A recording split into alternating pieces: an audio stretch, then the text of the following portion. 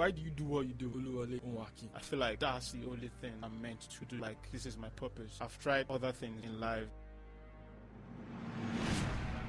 How did you know art is that thing? Where I come from, nobody's doing this type of thing I'm doing. Even to the city, Akure. I didn't pay attention to it until university. I was bored for like 8 months, so I started drawing. Do you think this was going to be something that you could survive on? If I'm supposed to list like 50 things that I want to do with art, money would be like 51. Because everybody was against it. Like, why are you wasting your time? You should be probably studying maths. I was begging people to give me their picture to draw at the time. So you know that it's not because of money. I didn't think art would be money. My mindset was go to FUTA, do engineering, building, become an engineer. I got my first commission then, 50 art pencil drawing. After I finished it, the guy paid my balance. I was like, I've been sleeping on this fee, man. When I say I want to do something, I do it. My mom is stubborn to do stuff. When I told her that I got my first million from one morale fee that I did. Give me the gist. How did the million thing come about? Hello. You keep coming back to watch our video, and that means the word to us. But here is the thing.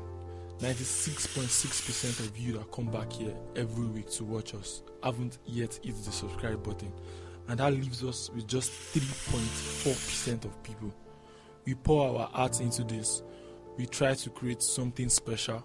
We try to make sure every story, every moment is being created in a very, very important way that tells a story about ourselves the way we want it to be told. And please, by just hitting the subscribe button, you're doing us a huge favor. And on that note, I can make a promise to you that this show is only going to get better. The guests are only going to improve, and the overall quality is going to also improve by just doing one thing for me. As you come back to watch, just hit the subscribe button and share to a friend to also subscribe. It means the world to us as you do that. And hey, if there's something you need to tell us that we are not doing, just drop a comment or just drop a DM. We are always open. And please, we'll be looking forward to seeing you back every week. Thank you.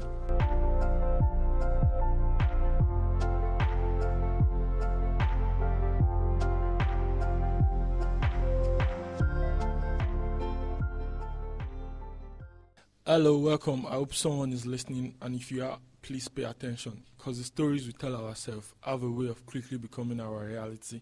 And on that note, welcome to Talks About You. And on today's episode, we're going to be talking about art in its purest form. Because I used to say, like, art in its purest form is just people imagining things and bringing it to life in such a way that it resonates deeply with what our realities are or what our imaginations are at times. And that brings me to my guest today. No other person than my brother, and someone I've always looked at his work, and I'm always like, why do you do what you do? That's the first question on my mind. Like, why do you do what you do? Oluwole Onwaki. Welcome, bro. How you doing? I'm very well. Thanks for having me. Thanks for coming. All right. So, my name is Oluwole Onwaki. Friends call me Easy. Easy, Yeah. Easy arts. So, why do I do what I do? Because I feel like that's the only thing. Like, this is what I'm meant to do. It's like, this is my purpose.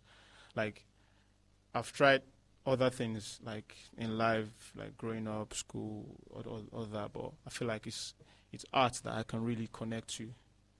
Do you get, like, if I feel like if I'm not doing art, like I don't think I can do any other thing. Yeah. I mean, since it took it back yourself, I like to start from the beginning on this part. That's what we like to do, because it's a story about self. Like, where did you grow up? How did you know art is that thing that you're supposed to do? Where did you grow up? Let's take it one step at a time.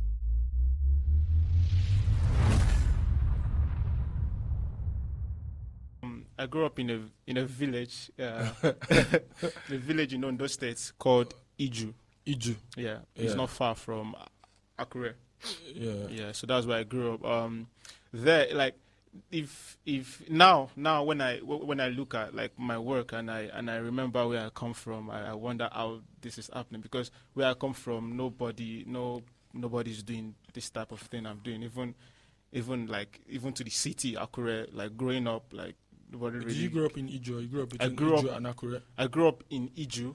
Then when I towards secondary school, like JSS3, SS1, I had to move to Akure. So I was shuffling Akure, and Ado Ekiti at a point. Okay, you're shuffling between Akure and Yeah, Ekiti. I know you went to FUTA, Federal University of Technology, Akure. Yes. So, after where did you do your secondary school? That should be I had part of my secondary school in Itagbolu. Itagbolu is after Ijo, and I finished in Ado Ekiti State. Ekiti State. Yes. So, where did ACT find you in the middle of all this? Like, if I was like, let me take it back. If I was like 10 and I knew you like 10, what will I know? You would know this shy guy just all by himself, just scribbling in every piece of paper you can find, just scribbling, just drawing cartoons, Tom and Jerry, although they are rubbish, but at the time that was the only thing I could do, because I have speech impediment, I stammer, so it was growing up, it was worse. I didn't really have a lot of friends. Even at home, I was like by myself and all that. So scribbling was a way to like distract myself from like everything going around, like because like seeing my friends maybe playing football, or going out, or like probably a friend is saying he's going to go visit someone. Like I didn't have that. It was just me, because before I see like 3-4 words, I already stammer, and then they bully me and all that. So I like kept to myself, always in the room, just scribbling, and I know that. So that was who you would have met like 10 years ago, just that shy, simple guy. Yeah. Okay, so in the middle of all that, like, while you were scribbling and stammering and trying to figure out what life was, where did you think like, where did you start paying attention to the acts? Like, I think I'm good at this thing. That's what I want to try and establish. I didn't pay enough attention to it until university. FUTA? Yes. What level? Pre-degree. Okay. Yeah, so I did pre-degree. Most Futarians do pre-degree. So yeah, so before then in secondary, like during biology, this draw skeleton, draw eye, draw these things. Like I was good at that, but I felt like it was a normal thing, because your own drawings were different. Yeah, my dad actually draws too. So growing up, it was like a normal thing, because like I see my dad sketch on graph book and all that. My grandfather was a sculptor. Oh, wow. So now it's all coming together. So yeah, but for us it wasn't art. Like I didn't know like a lot of things about art until university. I didn't know. I didn't do fine art as a course in secondary or primary. I was just scribbling. So until pre-degree, after pre-degree, there was this long strike. I think ASU, whatever. Then I had to travel to Lagos to stay with my uncle at the time. Then I was bored for like 8 months. There was nothing going on, so I started drawing. So how I saw that I think I can do this, and I think this is what I should do. One day I was on my uncle's the balcony. I was just watching, looking at the old Lagos drama and all that. So I saw a guy working with this artwork on paper on his board. Then I rushed down. I love this. Like, did you do this? He said he did that. Like, wow. Like, and I saw that guy was a little bit younger than I am. Like, how did you do this? And it looks so realistic. Now it's just normal art, but then it was so realistic to me. Like, how did you do this, bro? Like, he goes somewhere, blah blah blah. Like, I really want to do this. He said it's Ado. I was like, okay, what can I do? He said I can go ahead and talk to his boss, blah blah. Maybe they can teach me and all that. Long story short, I went there. I got to the boss. The boss said, I have to go and bring so amount. I couldn't afford that. Then he said something that there's nothing you want to learn that you probably can learn on YouTube if you are consistent and dedicated enough. Like, you can actually learn whatever you want to learn on YouTube. Like, okay. Then I went back. That time, night sub was still a big thing. So night data, like watch YouTube videos, sketch. I didn't even know I was painting. I was just using pencils. That was when I knew there was something like charcoal or papers. I have different grams and all this stuff. So yeah. So there. That was where it all started. Like. Yes. So I mean, I used to say this. I think our realities are mostly the same, even though at the end of the day we feel the same. Our realities are kind of mostly the same. Like in Nigeria, an average Nigerian is always struggling to make ends meet, and that's why we're always in a survival mode. We are not always thinking about things that, oh, this thing can actually be prosperous at the end of the day. So in the middle of you knowing all these things, trying to figure out all these things, do you think this was going to be like something that you could survive on? Like at that stage, I'm not talking about now. At that stage, were you thinking about it? Did you want to make money out of it? Let me just put it as simple as that. No, at all. I didn't even see that. That was like, if I'm supposed to list like 50 things that I want to do with art, money would be like 51 or something. Because then everybody was against it. Everybody, my mom, my dad, even my uncle that I was staying with was not really encouraged. Like you're smart. Like I was like top of my class in secondary school. Like I go into FUTA to study civil engineering and all that. Like, why are you wasting your time? Like you should be probably studying maths or like structures or whatever. Like, what? You just busy drawing? Because I was begging people to give me their pictures to draw at the time. So you know that it's not because of money. Like I send messages to my friends, after I beg, send me your picture, make I just use and train. They're like, bro, you know, sabi this thing, just go sell pepper or something. You get it? So I had a lot of like discouraging comments like that. But then it wasn't about money. I didn't think of arts would be money, because my mindset was go to FUTA, do engineering, building, become an engineer, whatever. So art was just like, yeah, this is what I used to pass time.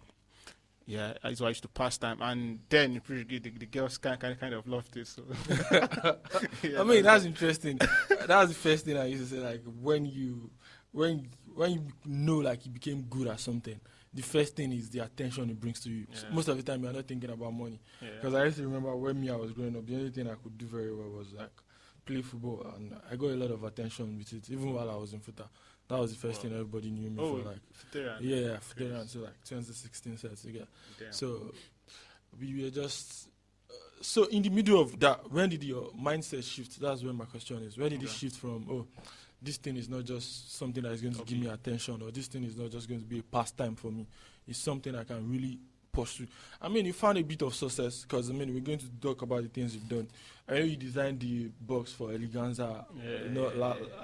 Was it this year or last year? That was last year. Between last year and this year. Yeah, the rollout. Yeah, we'll get to that. Yeah. You found a bit of success doing that. But where did the mindset change? That's what I want to understand now. Man, it was during pandemic year. That's 2020. Yeah. A lot of things changed for a lot of people during this pandemic year, because obviously everybody was at home, everywhere was shut down, school was shut down, businesses and all that. So then, were you still in uni during pandemic? Yes, yes. I was in uni. So that was when I got my first big commission. Then it was like 50K. Someone commissioned a piece to draw like 2x3 feet art pencil drawing for 50K, and after I finished it, the guy paid my balance. I was like, I've been sleeping on this P, man. Then I had to like do a little bit of PR, start posting on my WhatsApp. Oh, I do this, I do that. Because before it was just your guys, amongst my friends. Yeah, like the guys know that Easy can draw, Easy is happy draw, Easy don't know they draw, that kind of thing. So it was during pandemic. Yeah, like okay, I think I can do this. Then yeah. So when the shift happened, did it affect uni? Because I know you just finished too. Yeah. How did you juggle both? Yeah, how did you juggle both together? That's what I'm asking. Between that place and, because I mean, I went to FUTA myself. I know how demanding FUTA can be. Like FUTA is crazy. It's not one of those schools where you go this smile. It's just very difficult. So how did you juggle both together? Okay, before I took art really seriously. Like I wasn't like the what I call it now, the very serious student in class. Like I have good grades, but I'm not going to classes because I don't know, like since I was like younger, I always have this emptiness, like, and I felt like it was when I started drawing that I could feel that void. Yeah, like I don't see myself being an engineer and all that, like my lifestyle. You're not just passionate. Yeah, so when art came, when I took art seriously, and then school and all that, it wasn't art because I took art more seriously. Like I divided more time to my art. So my academics was a little bit lagging at the time. Yeah, lagging at the time, but you were still able to finish it. Yes. I finished. So I mean, so now you finishing.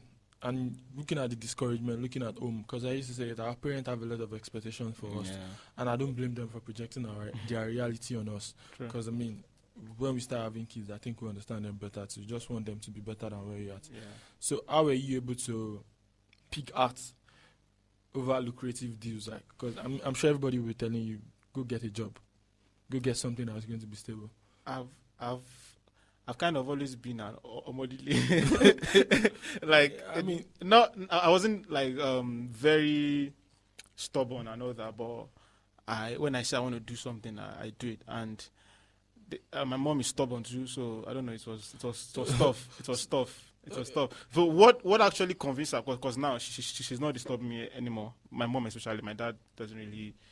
My dad just believes that once you are above 18, you should be able to make your own life choices. Your own decisions. Yeah, but my mom like no. So it was when I told her that I got my first million from one Murat PP that I did. I was like maybe you will. maybe you actually take this art. I mean, that's interesting. Give me the gist. How did a million thing come about? Okay, it's not obviously Nigeria. It's not like once. Yeah, I've been doing.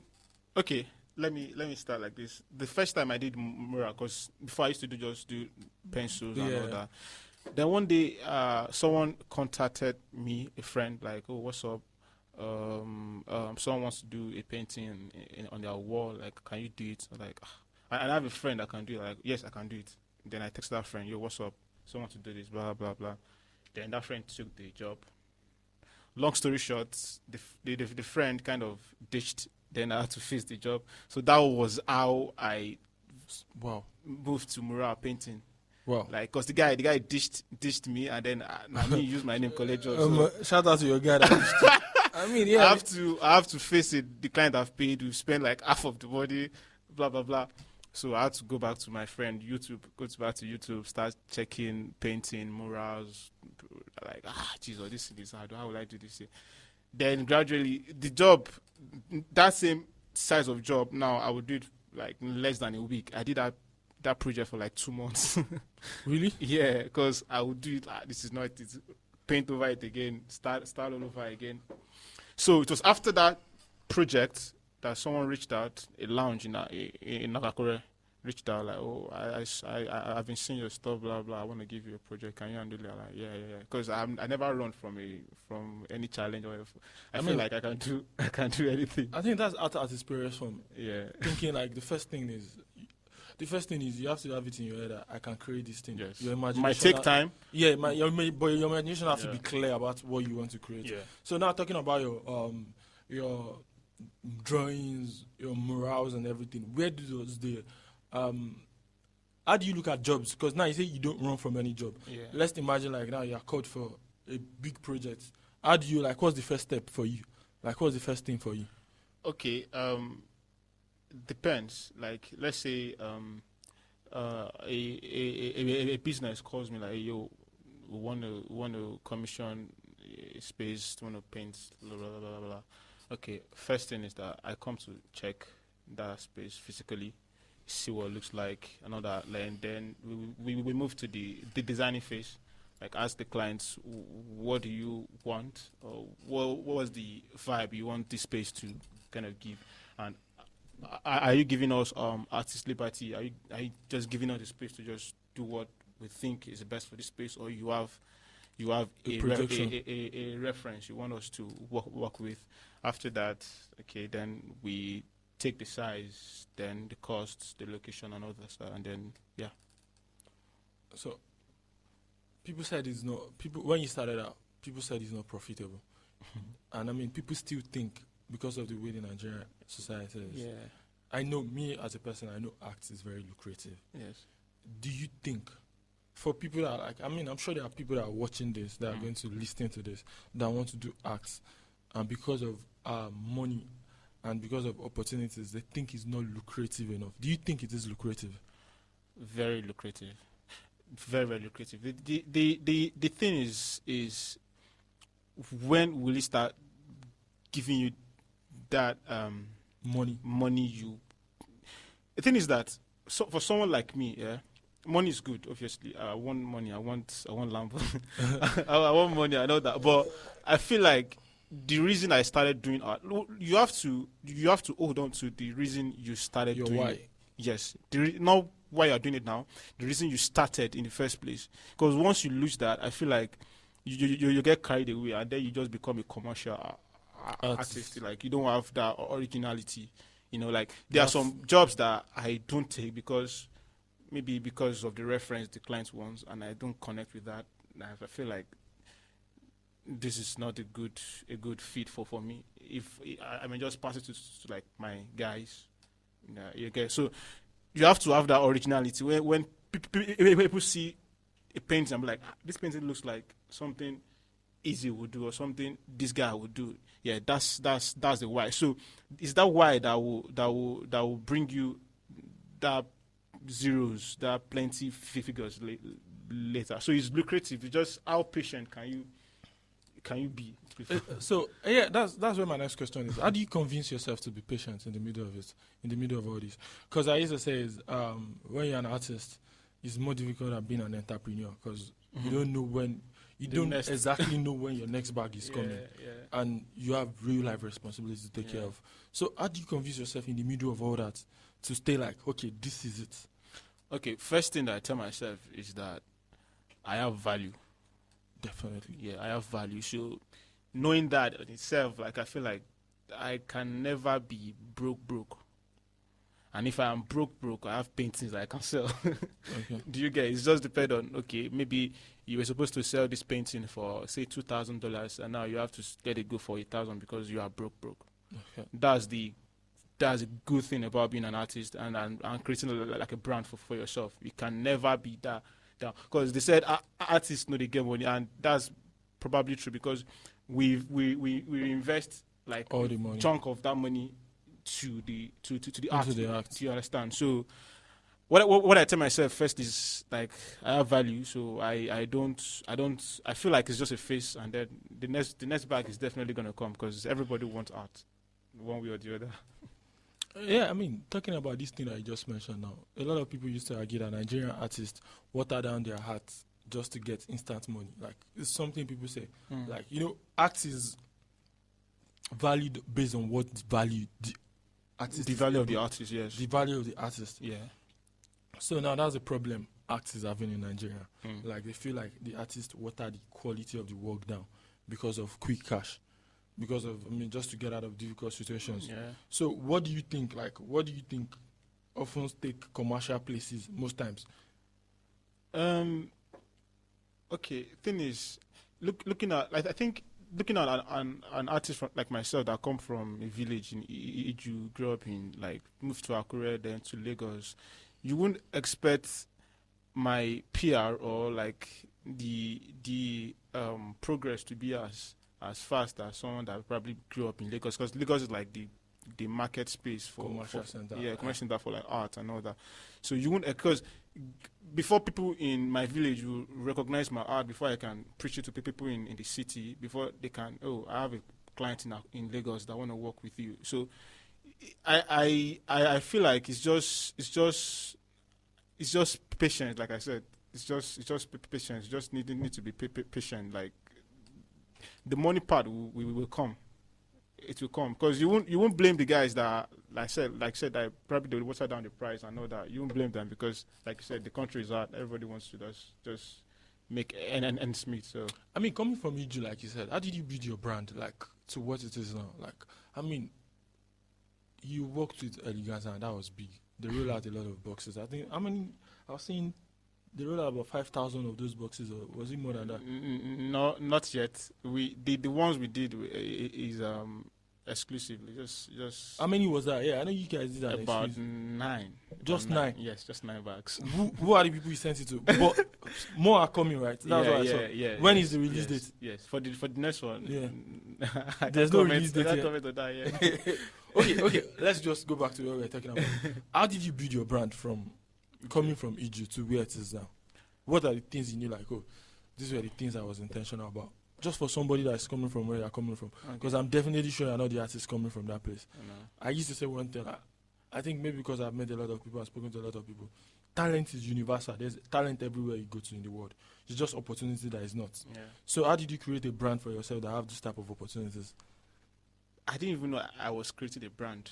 Like I said, art was not a career for me at the time. So, but when I got intentional about it, what I did was, first thing is relationship with your clients is very, very important. I don't take because I work with lots of hotels, lounges, like morals and all this stuff. I don't deal with my clients like it's just work. Money.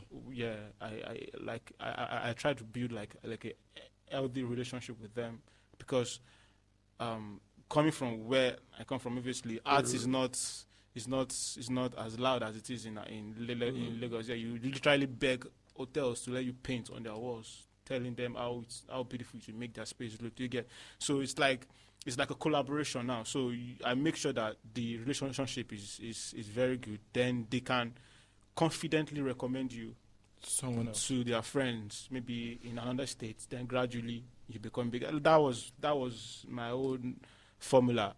Yeah, I key in on relationship. Everything is not about money. You try to grow an healthy relationship with your friends, even your friends, like friends, your clients, your family, because these are the people that will organically like Recommend you to people. Yeah. So how did your collaboration with Eleganza happen? Was it just building relationship with people? Yes, it's a long story. Like, okay, now what happened is, the first Okoya person I worked with was Tayo Okoya. He owns WBF. I don't know if you know WBF. I'm wearing the match. Yeah. So WBF is a streetwear brand. Yeah. So and myself and Tayo met was, if his mom's friend recommended me to him. Like, you see how crazy that is. Like, what I said about like having a healthy relationship with your client. So like the woman, I've actually not worked with her, but she saw my work somewhere and then she liked it. She took my number, and for some reasons Tayo called me one day.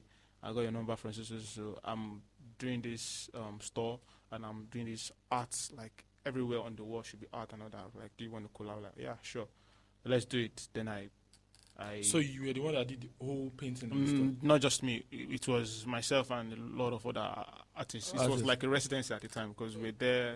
It was just vibes. Myself. How long was the residency for? It wasn't like it's not like the conventional residence, like stay in and like we go home and come back. But we come there almost every day. Yeah, just to chill. Sometimes we'll not even paint. We just talk about art and all that. So it was just like a family thing.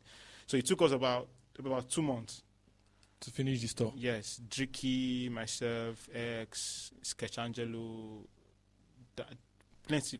David Nongo, Stephanie Weaver, like plenty other artists, Josh. Yeah. Wow, amazing. So yeah, it was from there that I met Tayo. So I think Wahab, that's Tayo's brother, saw my stuff on Tayo's page, or Tayo posted or whatever. Like, he likes what this guy is doing. Then he reached out to me on Instagram, like, yo bro, what's up? I saw your stuff for my brother, blah blah. Are you available to collab on, like, probably the biggest thing you've collabed on? Like, okay, it's me. What is it? Then then he called me. Then we talked about it. Like, okay, today is the vision. We want to create the lifestyle collection, boxes, designs, blah blah blah. Yeah, and we're doing more, like, not just boxes. I mean, congratulations on that. Thanks, God bless you. Thanks, man. The God that started the journey is going to take you further than you think. Amen. The collaboration was nice when I saw the boxes. Yeah. And I thought you guys roll out a lot, but now my information was wrong. You guys roll out just that night. Yeah. Wow. Why are you guys holding it? Is there a reason? Is there a concept behind it? Okay. Because the more scarcity is, the more value. Or is there? Yes, that's part of it. But the main thing is we were trying to, like, test the market, because we didn't know it was even going to be that big. Like, it was just like just having fun.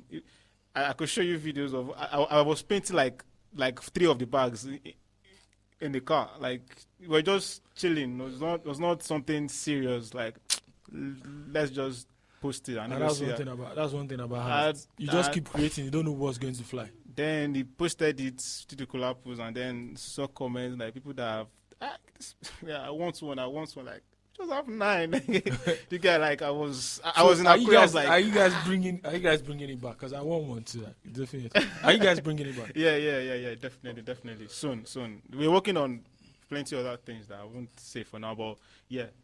All right. So now, in the middle of all this, you've been able to like take your imagination from Ijo to where it is now. Where else, like when you look at it, where else do you want to take it? What's the concept in mind? Like when? Oh shit. I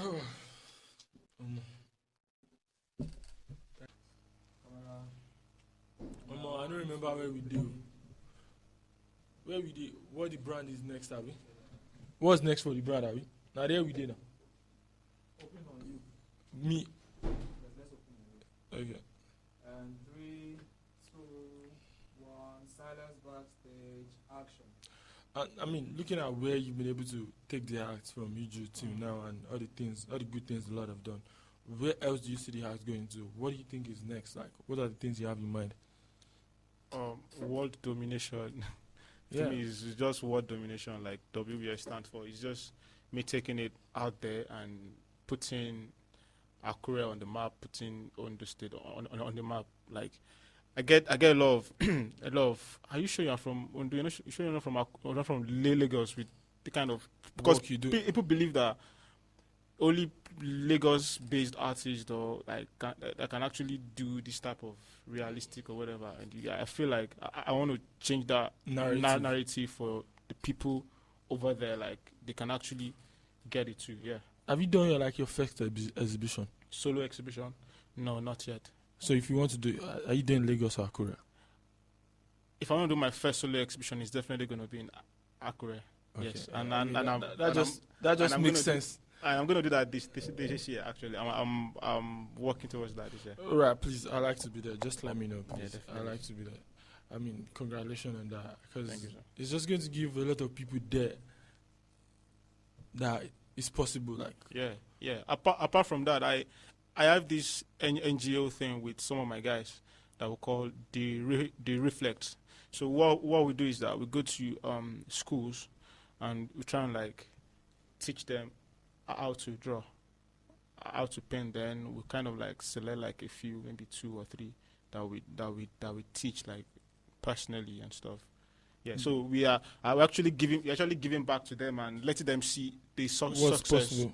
that we have, the little success we have now, and showing them that they can actually. Because I wish I had that opportunity growing up, probably in secondary school. do you do this in Lagos or you do it back in Akure? In Akure? And the neighbor, no, hope is not in Akure. Are you doing across the board? We start in Akure for now, Okay. because I feel like that's the central area. Like that's where you can now preach it. Like you can spread. Yeah. So I started. We started in Akure for now. We mostly go to schools like that people don't really pay attention to, like school for the physically challenged, like school for the deaf and dumb. We've been to school for the deaf and dumb. We go to like orphanage homes. We go to like places like that where people don't really pay attention to you and stuff. I mean, I don't know when this episode is going to air, but you saying that, something just came to my mind. You're supposed to do something like in Akure, just footer to. I like us to do something to promote this particular episode. Yeah. Something like that in Akure. Because I'm sure, like, when I was in Futa, there are a lot of people in Futa that have a lot of talent. They just don't know how to show Everybody, talent for Futa. No, now we are there, and they don't know how to show it. Yeah. So imagine, like, maybe like a motion ground.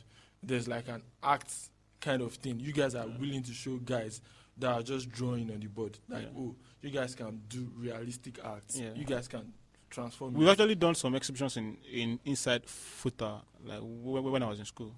That was when you were in school. Yeah, not like now. yeah. Imagine now you're going back with somebody like Wahab just to be like a special guest.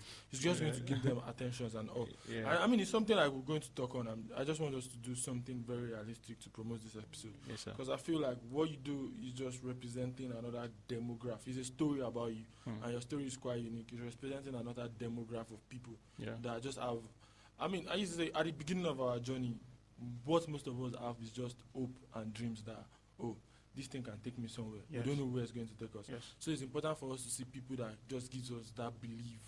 I mean, I used to say sometimes it's not even money. They just give you the belief that whatever hope you have in your mind is not crazy or is not impossible. Just that belief to keep going against all odds. Yeah. And that's the way I want us to promote this.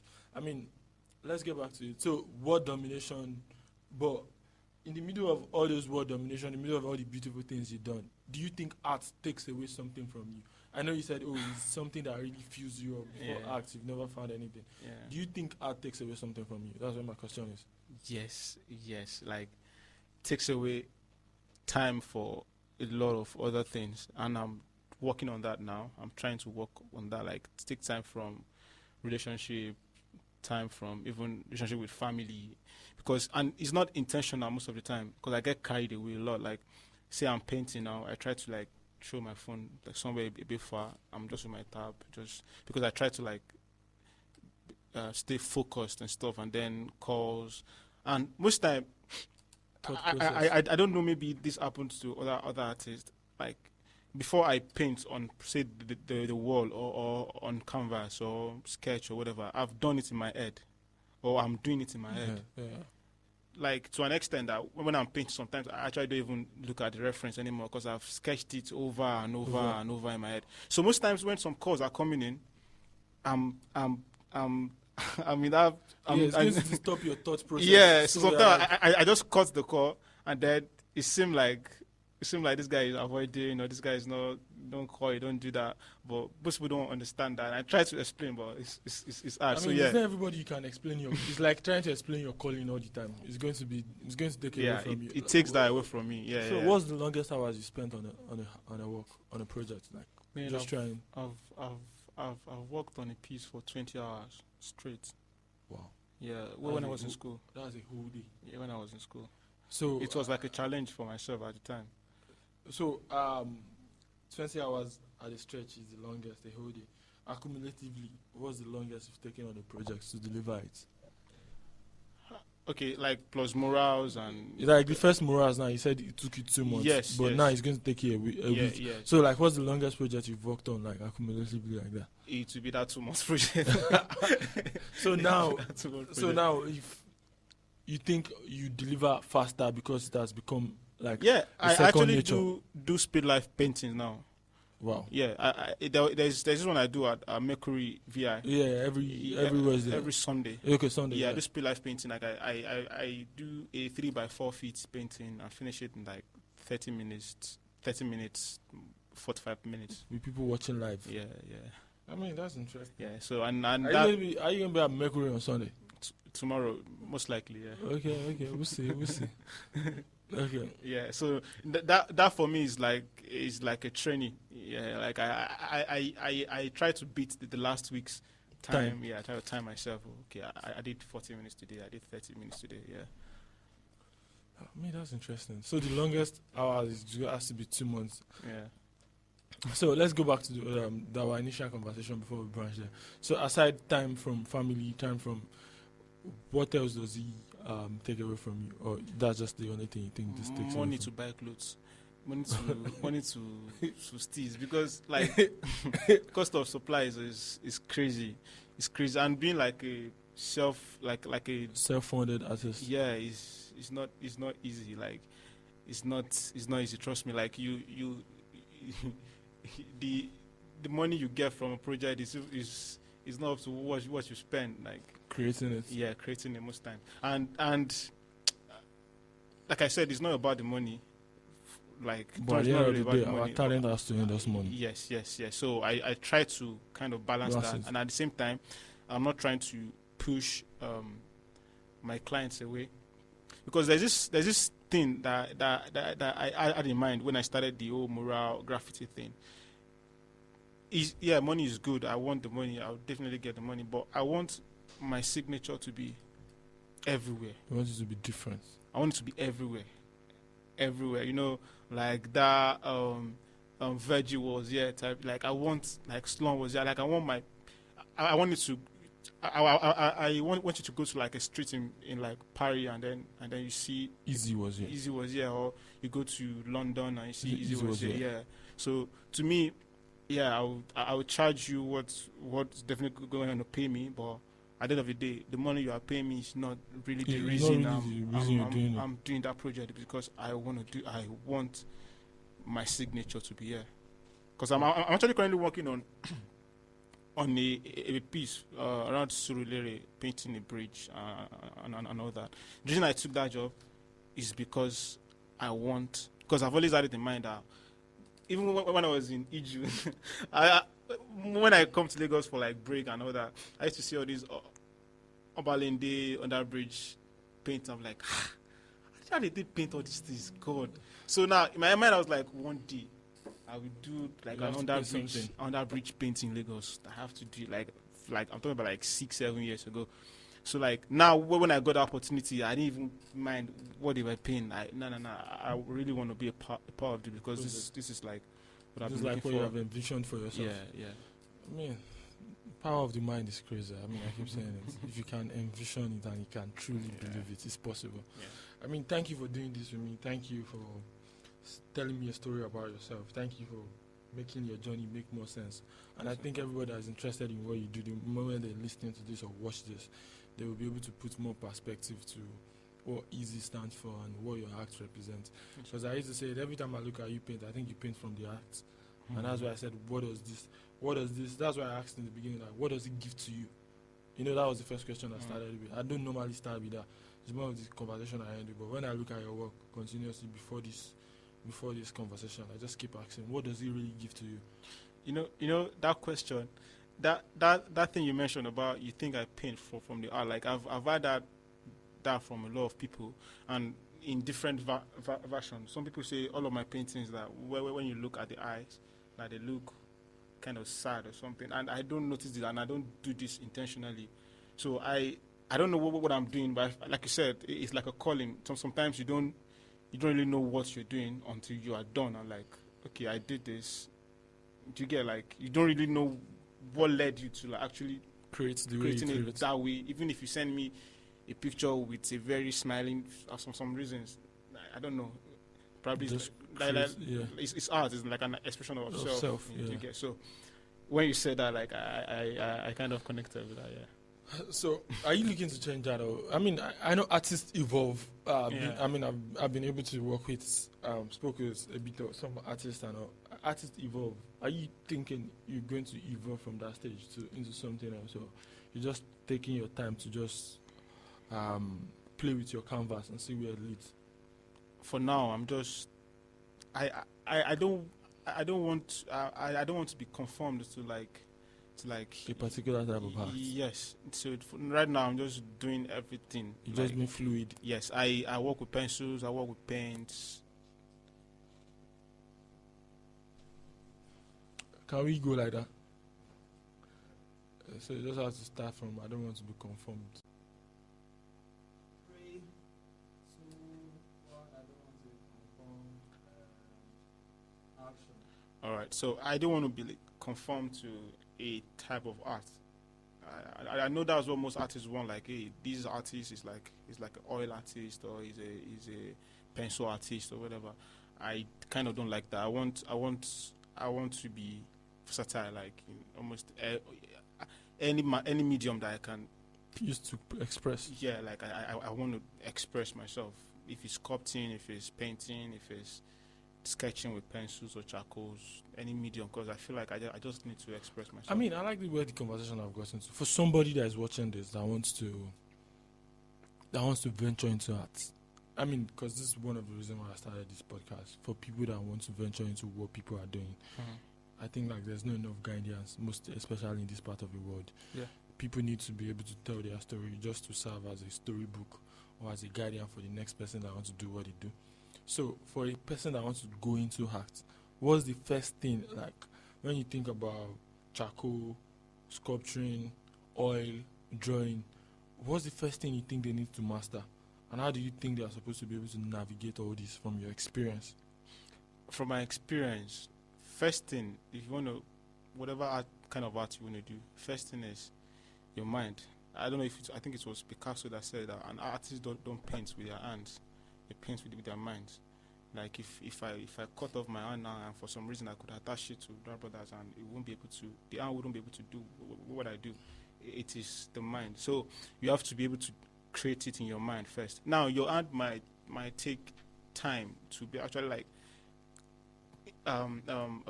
interpret what's in your mind on paper or on canvas. It might take weeks, months, sometimes years, but you have to find a way to connect your mind. I sound a bit old No, right now, but no. It makes a lot of sense. You have to be able to connect your mind to your hand. Yes, That's where the magic happens. yes. If you give me like if you commission a piece for me, except it's like an express commission. If you give me a commission for like 3 days, I won't touch it. I will just zoom into the picture, zoom into the reference, zoom in, or let's say it's a space. I snap this space. I zoom into the space. I kind of see what the painting will look like at the end, even before I start painting at all. So I feel like that's the first step. You need to be able to see it in your mind. Then the creating process is not that hard as long as you can see it. Yeah. So that's my first advice to them. And second thing is patience.